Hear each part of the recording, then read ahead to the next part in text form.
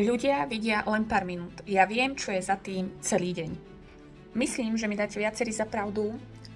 Keď robíš v obchode alebo v službách, nezvládáš len samostatnú prácu. Zvládaš tlak, únavu, chaos, rôzne povahy ľudí a veľmi často aj vlastné emócie, ktoré musíš držať na uzde. Veľakrát som si povedala, že ľudia vôbec netušia, čo všetko človek v tej práci musí zvládať. Nie len ja, ale my všetci. A poviem vám jednu zaujímavosť, možno to nie je novinka, že najhoršie je na tom to, že veľa ľudí vie dobre, že v práci nemôžeš reagovať tak, ako v reálnom živote, teda vonku. Vedia dobre, že sa musíš vedieť ovládať, nemôžeš si dovoliť všetko povedať, čo si naozaj myslíš a práve preto si niektorí dovolia toho ďaleko viac.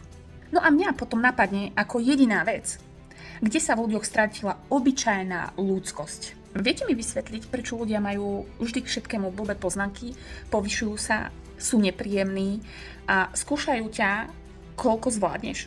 Vie mi niekto vysvetliť, prečo je už také ťažké správať sa úplne normálne?